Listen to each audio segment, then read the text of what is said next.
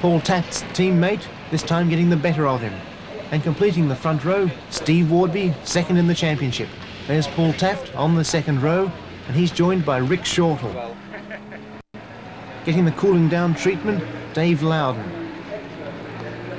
Not up to NASA standards, but good enough for Snetterton, and he'll be carrying our in-car camera. Loudon starting from row 4 this time. And in the celebrity car, Lawrence Pierce. He's starting from the rear of the grid. Perhaps that's a safe place to be on the opening laps. CRX race from Snetterton. 15 laps, just under 30 miles. Red lights turn to green. Patrick Watts on the left in the pink car away. Andy Ackley in the middle. Steve Wardby, number 4 on the outside. Up toward Riches for the first time, and Steve Wardby's made a great start. Dives nearly into the lead, but Patrick Watts has the line into the corner. He gets there. There's Lawrence Pierce, car number 1. Round through Sear Corner, all the cars down onto the Revitt Straight, and it's Patrick Watts. Steve Wardby in second place, and Paul has moved up to third, ahead of his teammate Andy Ackley. Graham Churchill next through, and the rest of the field, Rick Shortling number 32, Bob Addison number 9. Out through Coram Curve. Watts, Wardby and Paul Taft in third place. Sweeping corners here, up towards the infamous Russell Bends. Patrick Watts leads through, Steve Wardby in second place, and Paul Taft diving right over the apex of the corner. Rob Hall behind him, Dave Loudon filling in about 6th place at the moment. Graham Churchill under pressure from Rob Hall, car number 26. We saw Hall have a successful run at Zandvoort in round 6. He's got to do a fair bit of work to catch up with the leaders who are down through the S's. Patrick Watts, Steve Wardby and Paul Taft holding third place. Under the Bailey Bridge, cars dip out of sight, down through the bomb hole. Come round Coram Bend. Patrick Watts not really in it for the championship. He only joined quite recently, returning to the series. Steve Wardby looking for a good result to take him past the championship leader. Paul Taft is holding on in third place at the moment. Watts driving aggressively across the start-finish line. Holding on in 4th place, car number 3, Andy Ackley. And here's Graham Churchill, car number 17, getting the better of Rob Hall. Hall crosses to the inside, looking for a way past at Sear Corner. Leaders back down at the S's, and Steve Wardby looked like he was having a go at Patrick Watts. Moving closer, Paul Taft in third place. Here's this great scrap. Well, he wasn't able to get through, and now Dave Loudon right on the rear bumper of Rob Hall. In car with Dave Loudon, through the bomb hole, working away at the wheel, around through Coram Curve. And some spinners back at the S's. Lawrence Pierce in the celebrity car managing to avoid that, but number 22, Dennis Bunning, finding his way back onto the track. Patrick Watts being closely chased by Steve Wardby now, and Paul Taft has moved right up to join them. Three-way battle for the lead. And across the curb, Paul Taft, Andy Ackley following him. Wardby about to dive out of the slipstream, but can't find a way there as they come into Rich's corner. And Taft moving up, looks to the inside of Steve Wardby, can't find a way through. So the order has remained the same. Very close racing, but the order's the same. Now 29, Dave Carvell, an excursion for him at Rich's corner. Hasn't hit anything, so he'll be able to rejoin the race. Andy Ackley right on the rear bumper of his teammate, and that teammate Paul Taft looking for a way past Steve Wardby. Goes straight over the curb once again. And the black flag being held out to Paul Taft. The race officials not too happy with the continuing corner cutting, so they want to call him in for a little chat.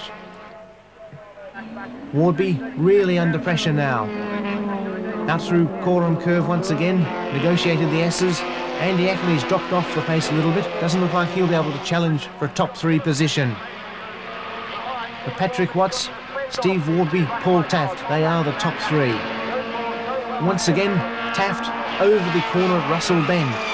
And there's the black flag calling Paul Taft in. Should stop racing, but he's continuing to do so, and he's got past Steve Wardby. Perhaps Wardby recognises it and is letting him get on with it, whilst trying not to damage his own position in the championship. Ackley through, still in 4th place. Now Patrick Watts, he's going to come under increasing pressure from Taft. Wardby dropped back to 3rd place. Keeping a view on proceedings, and here's Taft right up onto the tail of Patrick Watts. Round through Coram Curve and up towards Russell, where all the excitement has taken place so far. Moves to the inside. Can't find a way there. Patrick Watts goes for the offending line. Paul Taft once again, and here's trouble. Keith Farrance in car number 35. That's the end of the race for him.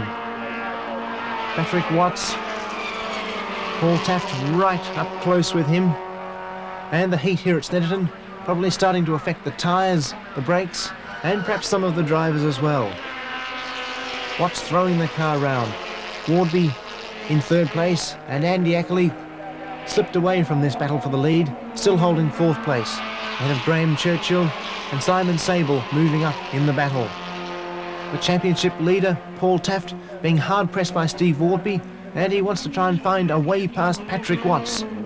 Brake lights come on for Watts, but it's too late. Car takes to the gravel, takes to the air, and takes to the side of Paul Taft's car. Taft spins, everybody runs for cover, but he doesn't hit anything. Rear boot lid has come open, new aerodynamic aid for Paul Taft's car. Patrick Watts looks too badly damaged to continue, car pulling off at the side of Rich's corner, yes. That's the end of Patrick Watts. So the leaders now, Steve Wardby, and Andy Ackley has joined him. In that melee, he's been able to close the gap up on the new leader, Steve Wardby. On the second last lap for these drivers, round through Coram Curve and up towards Russell. And there's Paul Taft, still spinning away, right into the middle of the corner. Rob Hall manages to avoid him. Taft spins the wheels. Graham Churchill about to come past in car 17. There he goes. And sure to incur the wrath of these stewards when he finds his way back to the pits, Paul Taft.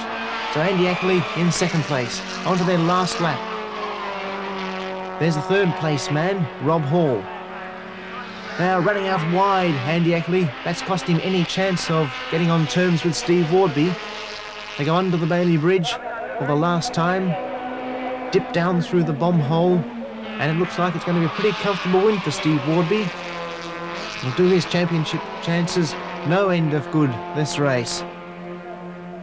Slides the car round. Rob Hall still holding on in 3rd. In 2nd place, Andy Ackley. Circumspect line there by Wardby as he crosses the line to win round 8 of the Honda CRX Challenge from Snetterton. Certainly a controversial race, but has put Steve Wardby into the lead of the championship over Paul Taft. What did Patrick Watts think about the situation? I don't see why someone who's been black flagged for the last 8 laps should knock me off. We weren't even racing. He wasn't even eligible to race. He'd been black flagged for 10 laps. So what's the point in doing that? 2 into Russell doesn't go. And it certainly didn't for Paul Taft and Patrick Watts. Pretty hot work for Steve Wardby, but he'd be pleased with that result, giving him a lead in the championship. And here are the final positions. Wardby, Ackley, Rob Hall, Graham Churchill. Paul Taft finished 5th but was disqualified, incurred a £200 fine and a licence endorsement. Simon Sable in 6th. After the break on Power Sports, we return with more one-make action. Ford Fiestas from Ingliston, and from Silverstone, the SO Metro Challenge.